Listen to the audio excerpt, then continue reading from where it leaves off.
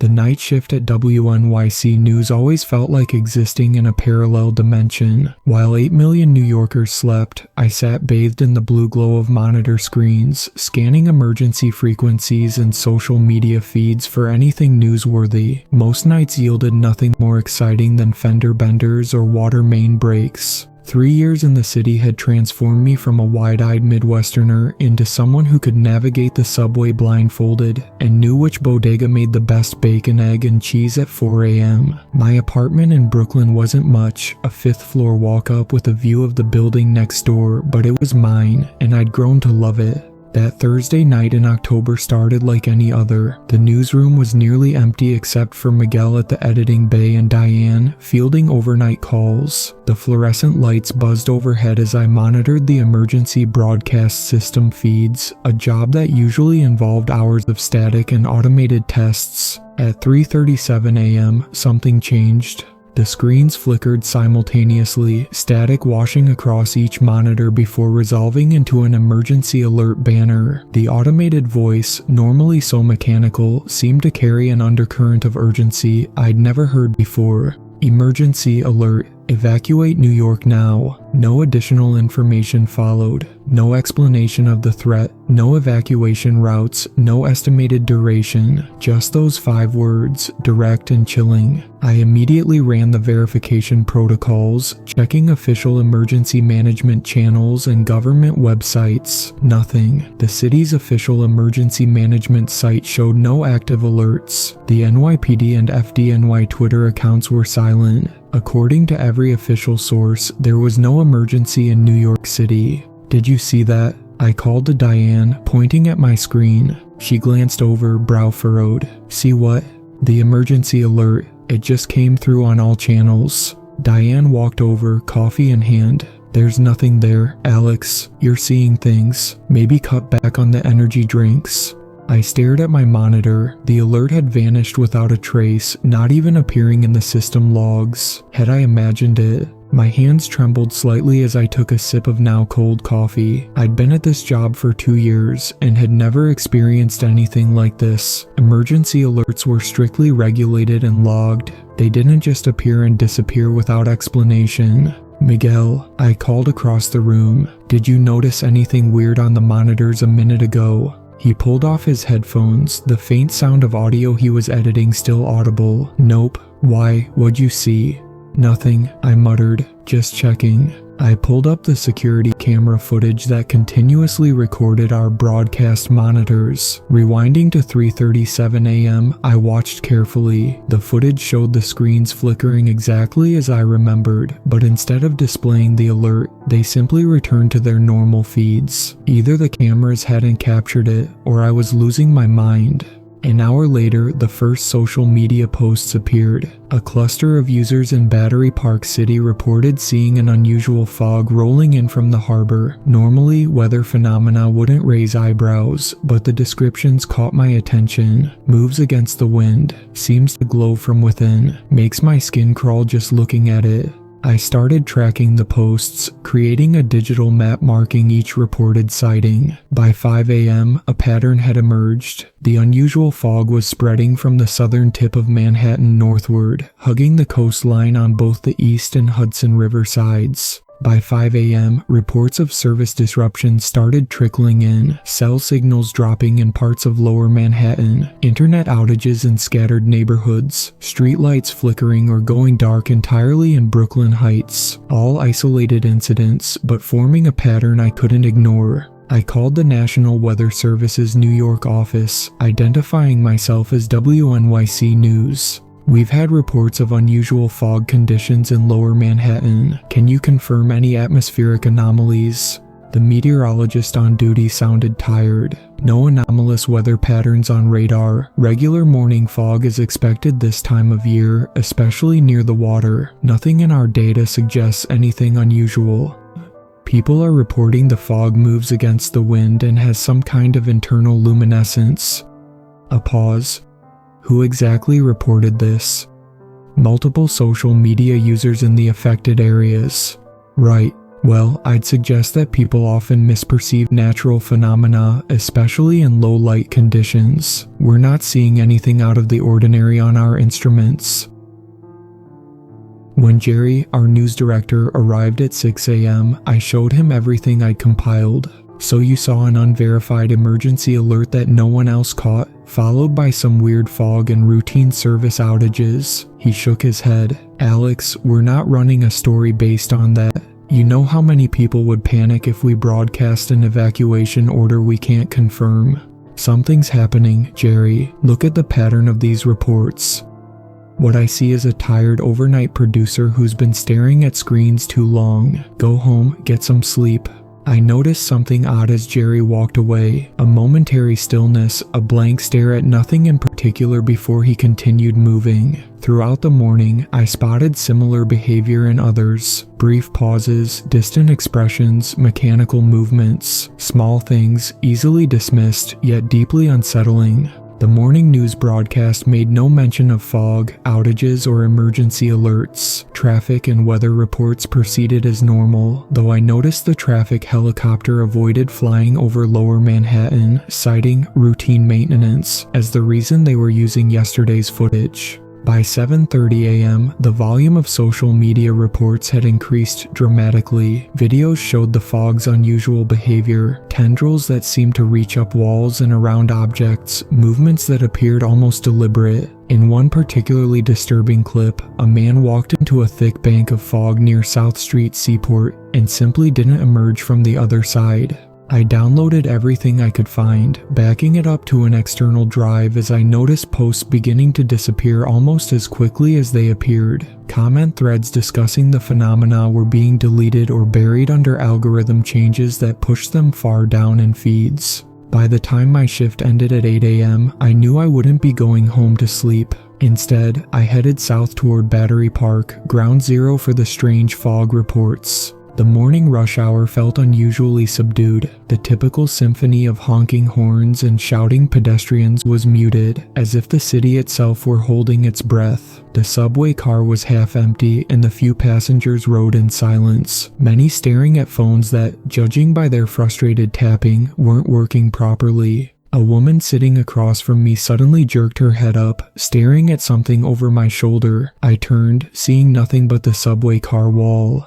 "Do you see them?" she whispered, eyes wide. When I shook my head, she lowered her voice further. "They're coming through the cracks. The thin spots are breaking open." Before I could respond, she exited at the next station, moving with surprising speed for someone who moments before had appeared so frightened. Battery Park greeted me with an unnatural quiet. A handful of joggers circled the paths, and a few tourists snapped photos of the harbor, but far fewer than usual for a clear October morning. The water looked normal at first glance, but watching longer revealed something odd. Areas where it seemed to ripple against the prevailing current, as if something beneath the surface were disturbing it. I approached the water's edge, phone camera ready to document whatever I might find. A fine mist hovered just above the surface, too uniform and localized to be natural. As I watched, it thickened in places, forming shapes that almost resembled hands reaching toward the shore before dissipating. "You feel it too, don't you?" I turned to find an elderly man in a tattered coat sitting on a nearby bench, eyes fixed on the harbor. "Feel what?" I asked, sitting beside him. "The wrongness." He gestured toward the water. "They're coming through again. Been about 40 years since the last time. Summer of '77, during the blackout. Everyone blamed looters and heat for what happened, but some of us knew better." His weathered face looked both ancient and ageless, deep lines around eyes that maintained an unsettling clarity. "What's coming through?" He turned to me, eyes surprisingly clear and piercing for someone I'd initially taken for homeless. "They don't have a name in our language. They exist in the spaces between, not quite here, not quite somewhere else. But New York sits on thin spots, places where they can push through when conditions are right." I'd interviewed enough people experiencing mental health crises to recognize the signs, but something in his intensity made me hesitate to dismiss him. "The alert," I said. "Did you see an emergency alert this morning?" His weathered face broke into a knowing smile. "Ah, you're one of the sensitives. The warnings only come to those who can perceive the threat. Been that way since they built the first warning system in the 1890s. Technology changes, but the message stays the same. Get out while you can." He handed me a small leather-bound journal, its pages yellowed with age. "My time's about up, but you might still have a chance. The marked locations, avoid them at all costs." "Who are you?" I asked, accepting the journal.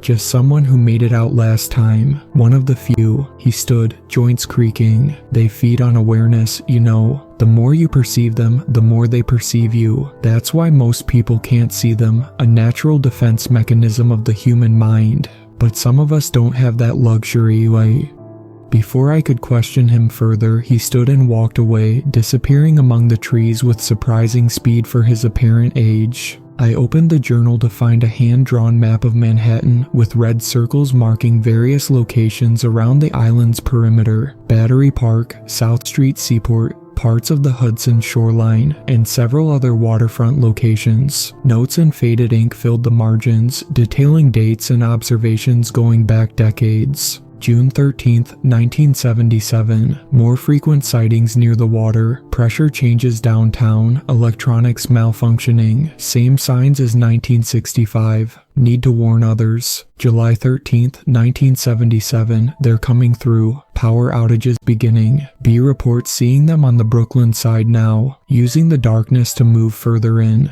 July 14, 1977. Containment failed. Officials blaming heat wave and criminal elements for disappearances. Harbor team in place but insufficient. J missing since yesterday. The entries continued, documenting similar events throughout the decades, always centered around the same locations. Flipping to the most recent pages, I found an entry dated just last week.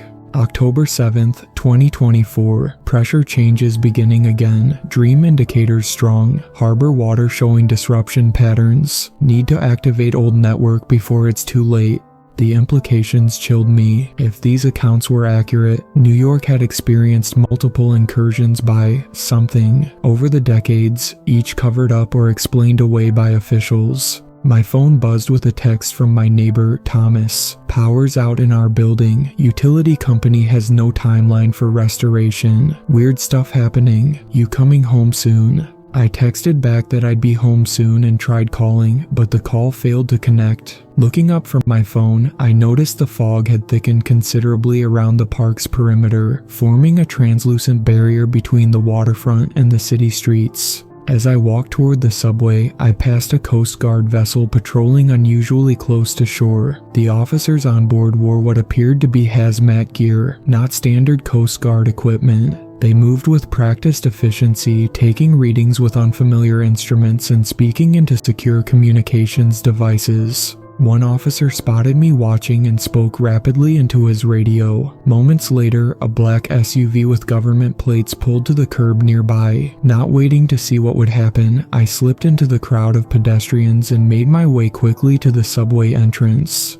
The train ride back to Brooklyn was tense. Service interruptions had closed several stations along the way, forcing everyone to cram into the remaining operational trains. Snippets of conversation revealed growing confusion and concern. My sister in the financial district says her whole office lost power and can't reach anyone outside the building. The 911 system is down in parts of Manhattan. My cousin's a dispatcher and says they've never seen anything like it. Did anyone else get a weird alert on their phone? It disappeared before I could read it. That last comment caught my attention. I leaned toward the speaker, a young woman showing her phone to a friend. "What kind of alert?" I asked. She looked up, surprised. "Just some emergency notification, but it vanished when I tried to open it. Probably just a glitch." "Did it say anything about evacuation?" Her expression changed, becoming more guarded. "How did you know that?" Before I could respond, the train lurched to a stop, lights flickering before stabilizing at half their normal brightness. The conductor announced a momentary delay due to signal problems ahead that stretched into 10 minutes of sitting in the dimly lit tunnel. When we finally arrived at my stop in Brooklyn, I emerged to find an even stranger scene above ground. The fog I'd seen in Manhattan had somehow crossed the East River, patches of it drifting through intersections and wrapping around streetlights. People walked wide arcs around it, seemingly without conscious awareness they were doing so. By the time I reached my apartment in Brooklyn, the power situation had deteriorated across the city. Traffic lights were out in several neighborhoods, creating gridlock at major intersections. My building was dark, the stairwell illuminated only by emergency lighting as I climbed the 5 flights to my apartment. I had just unlocked my door when the television I'd definitely left off suddenly powered on, bathing the dark apartment in blue light. The emergency broadcast system tone blared at maximum volume, making me drop my keys in surprise. Emergency alert, evacuate New York now. This is not a drill. This time, the message remained on screen long enough for me to photograph it with my phone. That's when I noticed something impossible. The timestamp on the alert showed a broadcast time of 2:14 p.m. It was currently only 8:20 a.m. My phone's battery, fully charged when I'd left work, was now at 12% despite minimal use. Outside my window, a strange fog was creeping through the streets below, hugging the ground and swirling in patterns that seemed almost deliberate. People were loading suitcases into cars, creating a slow-moving traffic jam on my normally quiet street. I quickly packed a backpack with essentials, clothes, first aid kit, the journal, my external hard drive with the evidence I'd collected, and what little cash I had on hand. As I was about to leave, I noticed the fog outside had reached the base of my building, tendrils of it creeping up the fire escape like curious fingers. A knock at my door revealed Thomas standing in the hallway with his backpack and a duffel bag. "You saw it too?" he asked without preamble. I nodded, gesturing him inside. The alert, yeah, but no one at work could see it, and there's nothing on official channels. Thomas was a history professor at NYU, his apartment across the hall from mine for the past 2 years. We'd developed the easy friendship of neighbors who occasionally shared takeout and fed each other's plants during vacations. My grandmother used to talk about something like this, Thomas said, setting down his bags. She lived here during the blackout in '77, said things came out of the dark that night, things that shouldn't exist. Everyone thought she was traumatized or confused, but she stuck to her story until she died. Did she ever mention government experiments or weak points in the city? Thomas looked surprised. How did you know about that? She had this theory that certain places in New York were built on what she called thin spots in the fabric. She avoided those areas completely, wouldn't even take the subway lines that ran beneath them. I showed him the journal I'd received. According to this, those spots are primarily along the water, and they're active now. Thomas studied the map, his academic background evident in his methodical approach. These locations correspond to areas with unusual geological formations beneath the city, deep fissures in the bedrock that don't match natural formation patterns. He looked up at me. "How did you get this?" I explained my encounter at Battery Park while Thomas listened intently, occasionally nodding as if pieces of a puzzle were falling into place. "We need to get out of the city," he finally said. "Not yet," I said. "First, I need to understand what we're dealing with. There's a reference in here to archives at the New York Public Library. You want to go to the library while the city is telling us to evacuate. The city isn't telling anyone to evacuate. That's the problem. Only certain people can see these warnings. I need to know why." Thomas hesitated, then nodded. My grandmother mentioned something similar, warnings that only those with the sight could perceive. I always thought it was part of her delusion. He picked up his backpack. "The library closes early today because of Columbus Day weekend. We should hurry." On our way out, we encountered our building superintendent struggling with the emergency generator in the lobby. "Any word on when power might be restored?" I asked. He shook his head, frustration evident. Con Edison says it's not on their end, claims all their systems show power flowing normally to this area, but obviously, he gestured to the darkened lobby. Something ain't right. Building's electrical system is fine. I checked. "Have you noticed anything unusual outside, like fog that doesn't behave normally?" He gave me an odd look. "You mean besides the power being out and half the cell towers down?" "No, just people acting crazy, packing up like there's a hurricane coming." His response confirmed my suspicion. He couldn't see what we could. The subway was operating sporadically, so we opted to take a rideshare to the library. Our driver, a middle-aged woman named Fatima, was unusually talkative. Strange day, isn't it? Sky's clear but feels like a storm coming. She navigated around stalled traffic, taking side streets with practiced ease. My cousin works ferry service to Staten Island, says they've suspended operations due to atmospheric conditions. On a clear day like this, "Have you seen any unusual fog?" Thomas asked carefully. Fatima shrugged. "By the water earlier, yes, thicker than usual. Why?" I exchanged glances with Thomas. "Just curious, we heard reports."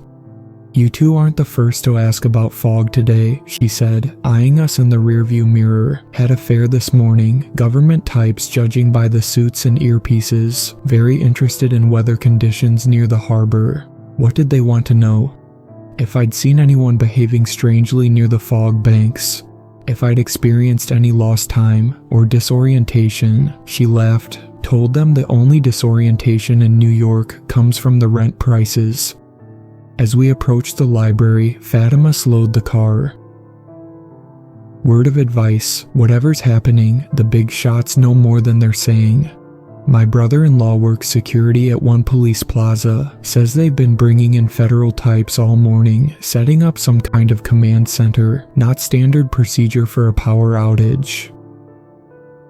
The main branch of the New York Public Library was operating on emergency power when we arrived, the grand reading room illuminated by a combination of emergency lights and the massive windows that lined the walls. I approached a librarian I recognized from previous research visits. "Marjorie, I need access to the historical archives, specifically anything related to citywide emergencies or evacuations prior to 1900. She glanced around nervously before leaning close. "The historical archives are currently inaccessible due to the power situation, but I can take you to the Monroe collection. It's not in the system." She led us through a series of staff corridors to a small room filled with metal filing cabinets. These were donated with the stipulation that they remain uncatalogued. Most of it is nonsense, conspiracy theories and paranormal reports, but given what's happening, she handed me a key. "Lock up when you're done, and Alex, be careful."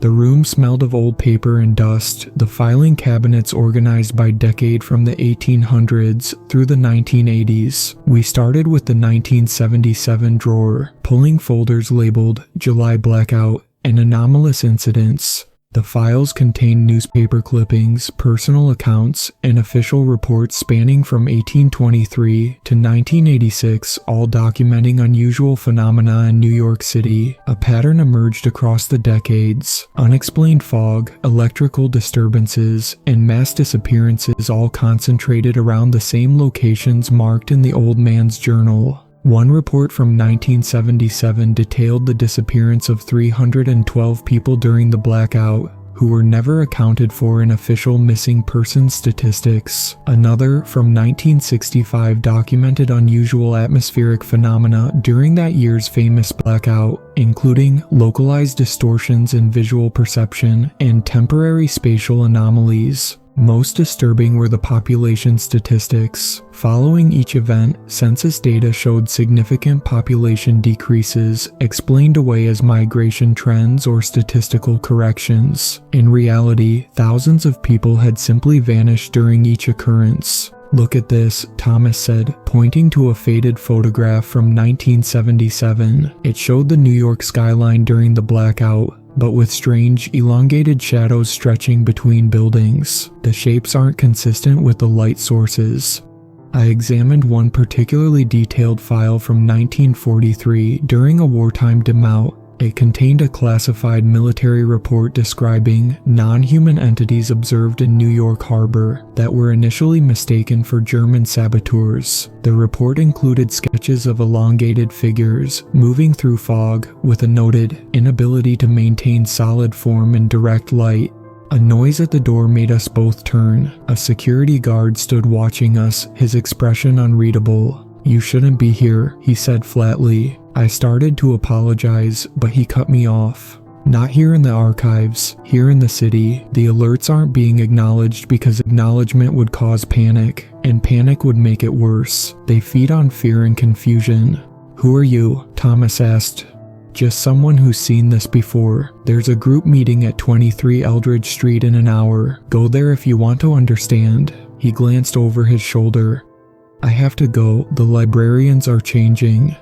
Changing how? I called after him, but he was already gone. What did he mean, the librarians are changing? Thomas whispered. I recalled the strange, blank expressions I'd seen at the news station. I think some people are being affected somehow, almost like they're in a trance state temporarily. We spent another 20 minutes gathering what information we could, photographing key documents with our phones. One final folder contained what appeared to be a personal journal from 1897, written by a city engineer involved in the construction of the first subway tunnels. The entry for December 18, 1897 read, Today we broke through to a chamber unlike any natural formation I have encountered. The walls appear to shift when not directly observed, and several workers reported hearing voices from within. Strangest of all was the effect on our electric lamps, which dimmed despite no apparent cause. Mathers insisted we seal the chamber immediately, and I concur. Whatever lies beyond that threshold should remain undisturbed.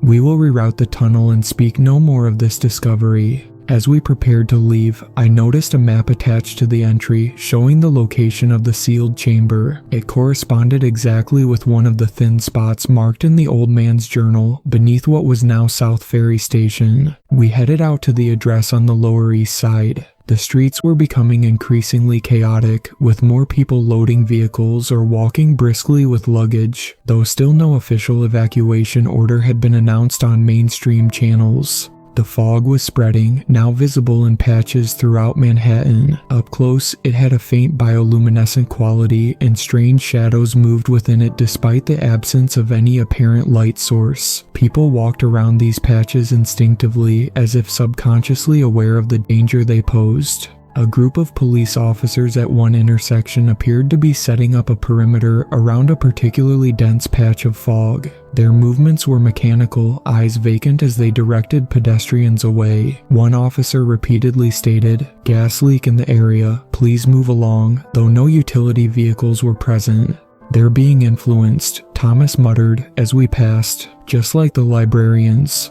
Traffic had reached complete gridlock in many areas, with drivers abandoning cars to continue on foot. Electronic billboards in Times Square flickered between advertisements and static, occasionally displaying fragmented emergency messages that disappeared too quickly to read completely. The address led us to what appeared to be an abandoned storefront. A worn sign advertised Moretti's Fine Tailoring, though the shop windows were papered over from the inside. Thomas knocked on the door in a pattern that seemed to come to him instinctively. 3 quick taps, pause, 2 slow taps. The door opened to reveal a steep staircase leading down to a basement speakeasy straight out of the 1920s, complete with a polished bar and dim lighting. About 20 people occupied the space, a mix of ages and backgrounds that suggested no obvious connection. An older woman with silver-streaked hair approached us. "You received the alerts," she stated rather than asked. "I'm Eleanor. We've been expecting more to arrive." "What is this place?" I asked, taking in the unusual gathering. "A waypoint, one of several throughout the city that serve as safe zones. The entities can't perceive these locations due to certain architectural features." She gestured toward brass symbols inlaid in the floorboards and carved into the support beams. I recognized some of the symbols from illustrations in the library documents, complex geometric patterns that seemed to shift slightly when viewed from different angles. "And who are you people?" "Watchers, sensitives, people who can perceive what others can't." She led us to a table covered with maps similar to the one in the journal. For centuries, certain individuals have been able to sense disturbances in what you might call the veil between dimensions. Many are dismissed as mentally ill or overly imaginative, but we're actually perceiving something real, intrusions from entities that exist in the spaces between conventional reality. Another man joined us, introducing himself as Dr. Howard Patel. "The government has known about this phenomenon since at least the 1940s, he explained. During the Manhattan Project, they detected these entities while measuring background radiation. They can't stop them, but they developed a system to detect their emergence and warn those with the perceptual capacity to sense them. The emergency alerts, Thomas said. Dr. Patel nodded. Embedded within regular emergency broadcast testing is a secondary signal that only registers with certain neurological patterns. When a genuine incursion begins, the system automatically activates, sending warnings only sensitives can perceive. But why not warn everyone? I asked. Mass panic would only strengthen them, Eleanor explained. These entities feed on heightened emotional states, fear, confusion, desperation. A full-scale evacuation would create exactly the conditions they thrive in. So the alerts are designed to get the sensitives out first, Thomas realized. Because we're what? More susceptible. More valuable, Dr. Patel corrected. Sensitives can perceive and therefore resist the influence. They can help guide others out safely when the time comes. Which is now, added a younger woman monitoring an array of modified radio equipment. We're picking up increased activity throughout the financial district and moving uptown. The harbor breach is complete. Breach? I asked. Dr. Patel's expression darkened. The dimensional barrier has been compromised. In previous events, the entities were limited to specific locations, the thin spots. This time, they've established a foothold and are expanding their presence. How do we stop them? We don't, Eleanor said grimly. All we can do is get as many people out as possible before the consumption phase begins. Consumption phase, Thomas echoed. The entities absorb consciousness. Those who remain too long in affected areas become part of the collective awareness that sustains them. Physical bodies remain, but the individual consciousness is consumed. Around the room, others were gathering supplies, flashlights with unusual modifications, handheld devices that resembled radiation detectors, maps marked with evacuation routes. A young woman monitoring an array of modified radio equipment called out, "Activity spiking in zones 3 and 7. Eleanor unfolded a larger map on a central table. They're emerging faster than in previous events. We need to deploy teams to the safe corridors. She pointed to several routes marked in green. These pathways remain relatively stable during incursions. We need people stationed along each route to guide evacuees once the official order comes through. And when will that be? I asked. When the government can no longer deny what's happening, Dr. Patel said grimly. By then, much of Manhattan will already be compromised. Through the basement's small street-level windows, we could see the fog had thickened considerably, now waist-high throughout the surrounding blocks. People moved through it with increasing lethargy, some stopping completely, standing motionless as the mist swirled around them. Those who've lived through previous events developed protection methods, Eleanor explained, handing us each a small brass medallion inscribed with the same symbols that adorned the speakeasy. These won't make you invisible to them, but they'll reduce the likelihood of direct influence. How do they work? Thomas asked, examining his medallion. Think of them as perceptual anchors, Dr. Patel said. They help stabilize your awareness against external influence. The pattern disrupts the frequency the entities use to affect human consciousness. We divided into teams, each assigned to a different evacuation route. Thomas and I, along with Eleanor and a former MTA worker named Vincent, were tasked with securing the Brooklyn Bridge pathway. As we prepared to leave, all electronic devices in the room activated simultaneously, phones, radios, a small television behind the bar, all broadcasting the same emergency alert. Emergency alert. Evacuate New York now. This is not a drill. Proceed to designated evacuation routes immediately. Do not approach waterfront areas or enter fog-affected zones. The message was followed by evacuation route information that matched the green pathways on the Watchers' maps. It's official, Eleanor said. They can no longer hide it. Outside, the atmosphere had changed dramatically in the short time we'd been in the speakeasy. The fog now reached to second-story windows in some areas, its luminescence more pronounced as daylight faded. The air felt heavier, carrying an electrical charge that made skin prickle and hair stand on end. We ventured out into streets now filled with confused and frightened people. The official alert had finally reached everyone, but without context or explanation, it created exactly the panicked conditions that entities thrived on. The fog had developed tendrils that reached up building facades and wrapped around street lights. Where it was thickest, perception itself seemed to warp. Distances appeared to stretch or compress, and sounds became distorted. Vincent led us through side streets and service alleys to avoid the worst congestion, his knowledge of the city's hidden pathways proving invaluable. As we approached City Hall, we encountered our first group of affected individuals. About a dozen people moving in perfect unison, eyes vacant, heading toward the thickest concentration of fog near the harbor. "Don't approach them," Eleanor warned. "Once they're connected to the collective, they'll try to bring others in."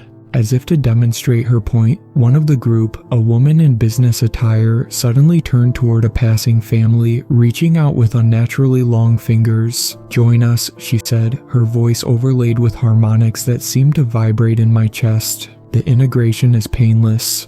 The father pulled his children back instinctively, though his expression suggested he hadn't fully registered the wrongness of the encounter. He simply nodded politely and hurried his family along, as if responding to a street solicitor. "Most people's minds automatically reinterpret what they're experiencing," Eleanor explained as we continued on. "Their perception filters out what's too alien to process. That's why so many can look directly at the fog entities and see only unusual weather."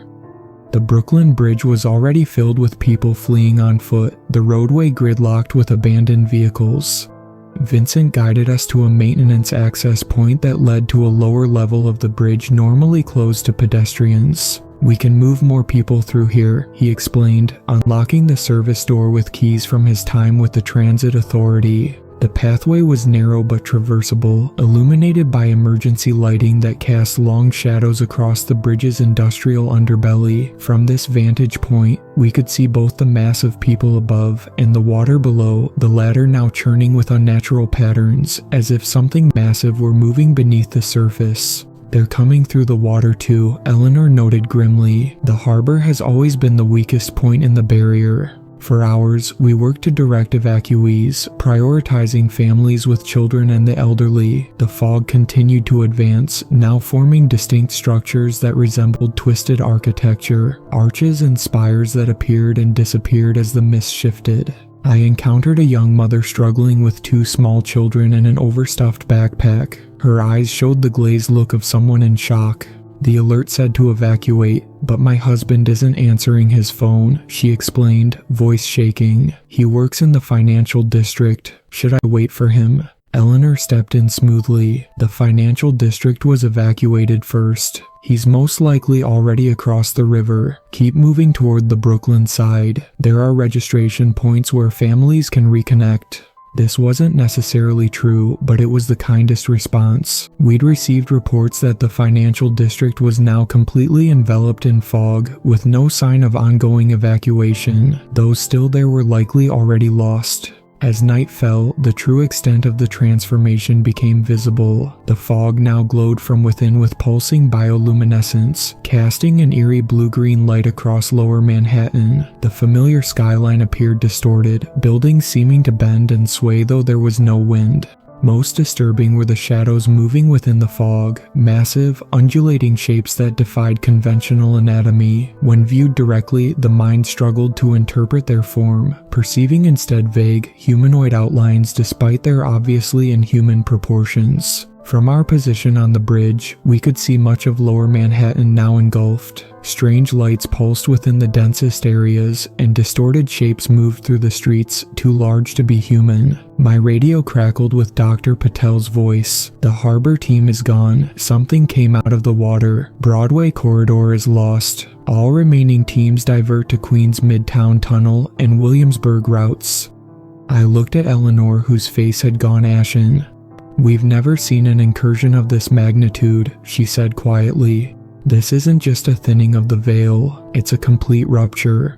A low, resonant tone began to emerge from the fog-covered areas of Manhattan, not quite a sound but a vibration that could be felt more than heard. It rose and fell in patterns that suggested communication, each pulse sending ripples through the fog structures. "What is that?" Thomas asked, hands pressed to his ears, though the sensation wasn't entirely auditory. "They're establishing a network," Eleanor replied, her expression grim, "connecting the affected zones. Once they've synchronized, the consumption accelerates exponentially." A Coast Guard vessel attempting to evacuate people from the Battery Park Marina suddenly went dark, its lights extinguishing simultaneously. Through my binoculars I could see the crew standing motionless on deck as tendrils of fog enveloped the boat. One by one they stepped off the vessel into the water, disappearing beneath the surface without struggle. "We need to move people faster," I urged, the weight of responsibility pressing down on me. "At this rate, half of those waiting won't make it across before the fog reaches this side."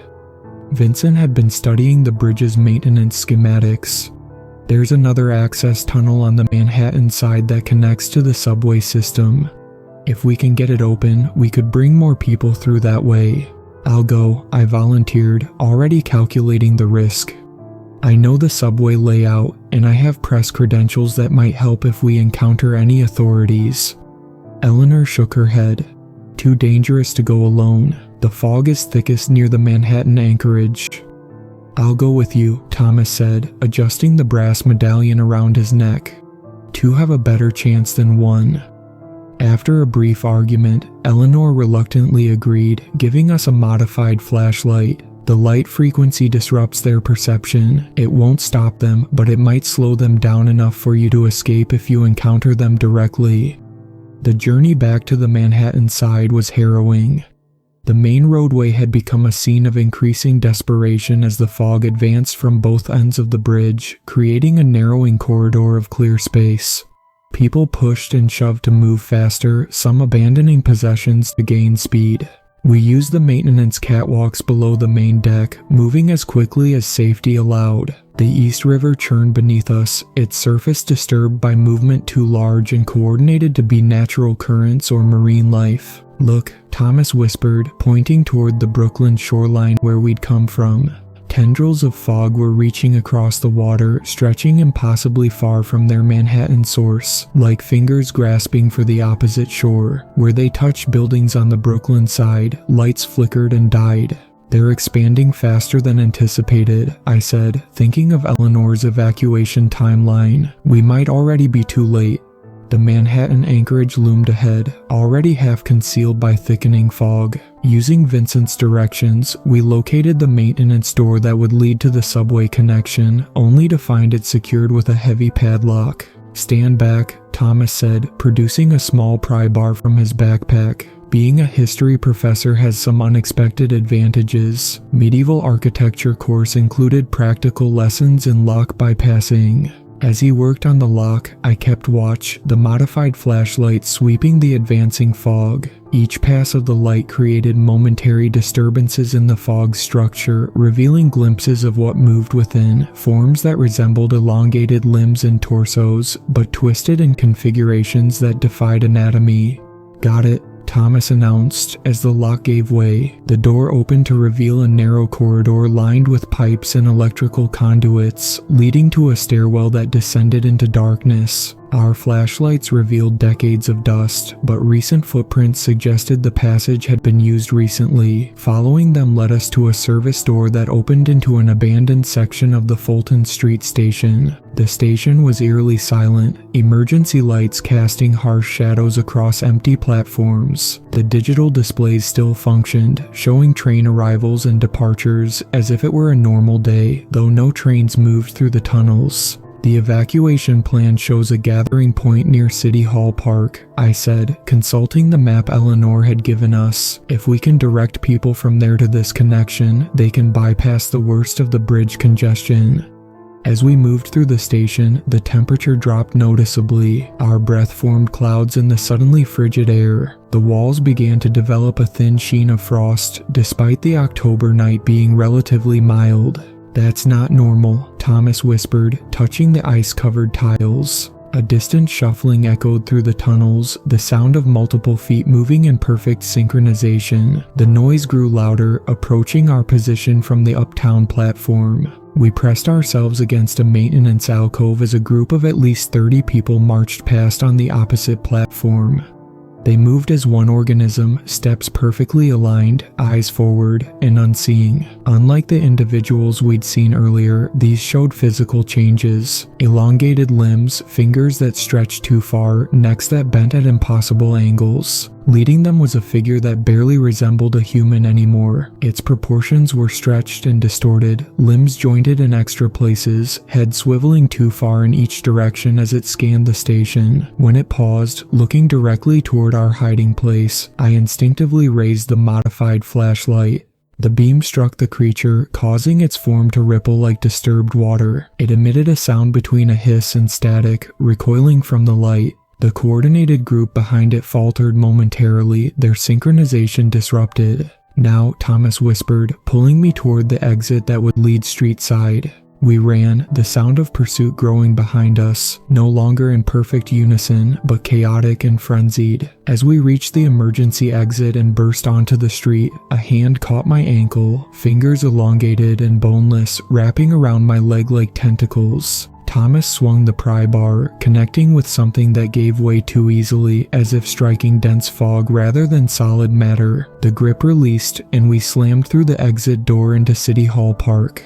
Outside, the situation had deteriorated further. The fog now reached the third and fourth floors of surrounding buildings, its luminescence casting everything in sickly, blue-green light. The park itself remained relatively clear, a dwindling island in the advancing mist. Several hundred people had gathered there, many looking shell-shocked and disoriented. A makeshift medical station had been established near the fountain, where emergency workers treated injuries sustained in the increasingly desperate evacuation. We located the police sergeant coordinating the evacuation and explained the subway connection to the bridge. His initial skepticism faded when we showed him Eleanor's watcher's identification. Apparently, some officials were aware of the group's existence. "We've lost contact with command," he admitted. "Radio and cell communications are down. Last orders were to move everyone toward Brooklyn, but the main bridge approach is completely gridlocked. The path we've found can accommodate maybe 50 people at a time," I explained. "Not fast, but better than leaving them here." The sergeant nodded grimly. "At this point, I'll take any option that gets civilians out. We've got reports of, I don't even know how to describe it, people changing, structures appearing that weren't there before." As he coordinated the first group to follow us to the subway connection, I noticed a disturbing development on the western side of the park. The fog there was taking on more defined structures, no longer just amorphous mist but forming architectural elements that resembled arches, columns, and spires, though with proportions that felt wrong to the human eye. "They're not just consuming," Thomas murmured, following my gaze. "They're building." "Building what?" "A permanent foothold, a structure that can exist in our reality without requiring the fog as a medium." The first group of evacuees followed us back through the subway station, navigating around the abandoned trains and following our directions to the bridge maintenance tunnel. We returned for a second group, then a third, establishing a flow of people that would continue under the supervision of police officers stationed along the route.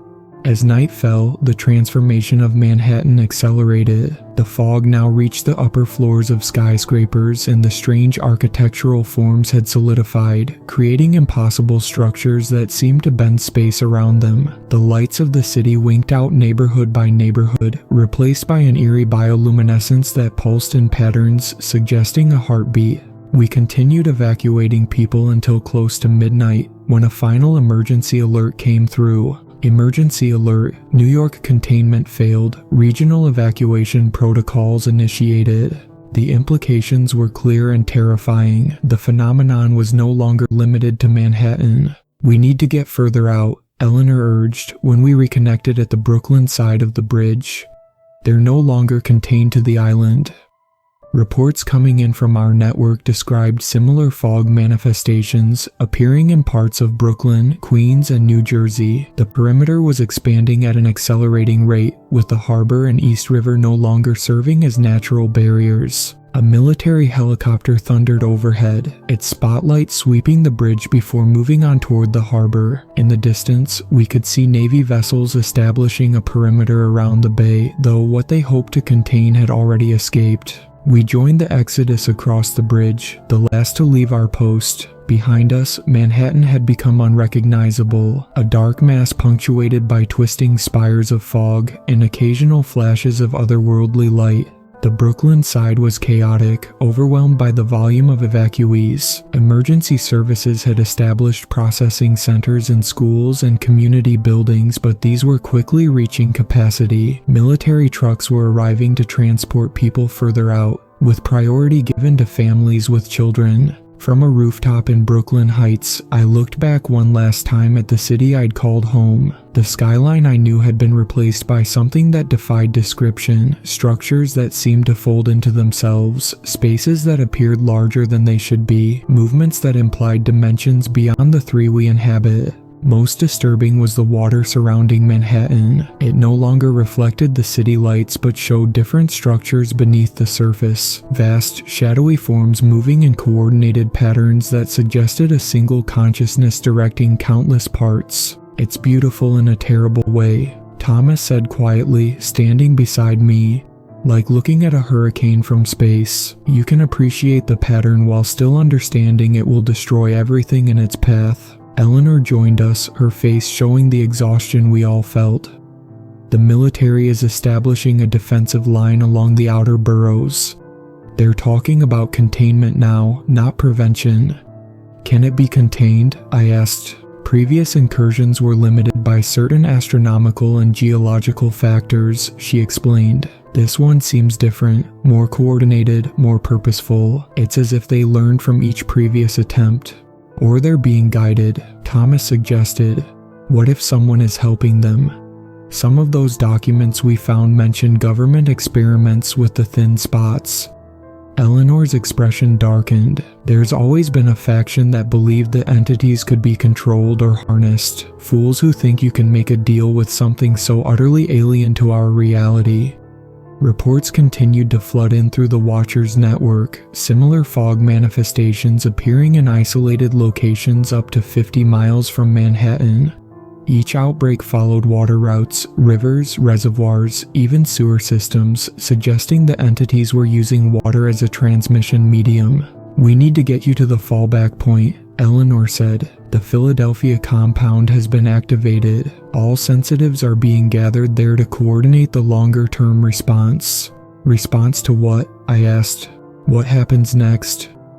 "Phase transition," she replied gravely. "If they establish enough structural integrity in our reality, they can begin converting our physical laws to match their dimension of origin, starting with Manhattan and spreading outward."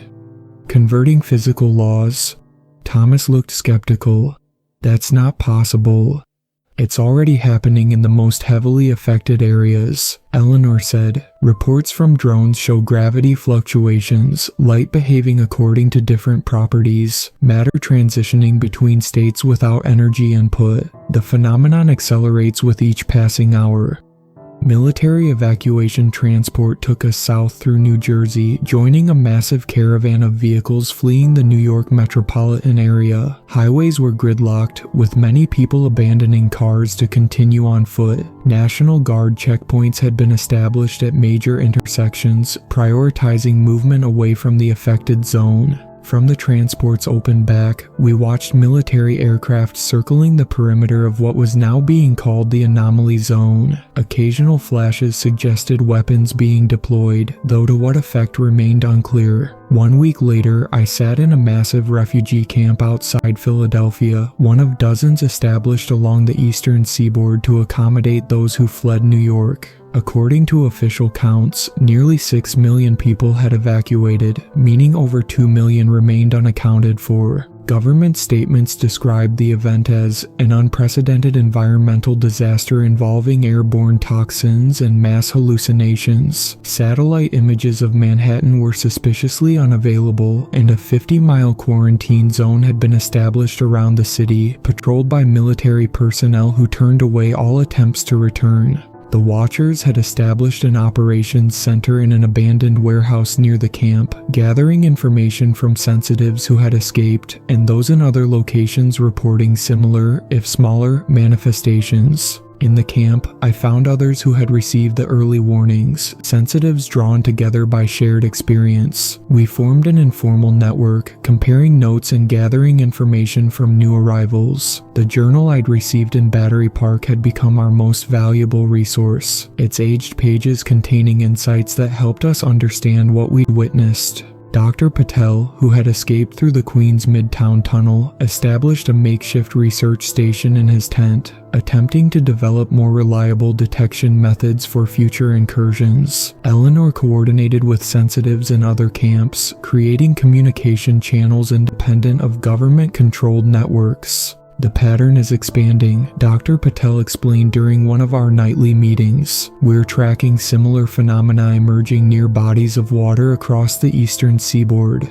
Small for now, but growing. Maps spread across his workbench showed red dots marking fog sightings from Boston to Virginia Beach, each clustered around harbors, lakes, and river systems. They're establishing a network, Eleanor added, using water as a conductor to spread their influence beyond the initial breach point. Thomas had been studying historical records salvaged from the city, looking for precedents. There's evidence of similar events throughout history, though never at this scale. The Roanoke colony disappearance, incidents in early Boston where sea mists claimed the unwary, multiple accounts from port cities worldwide. So this has been happening for centuries? I asked.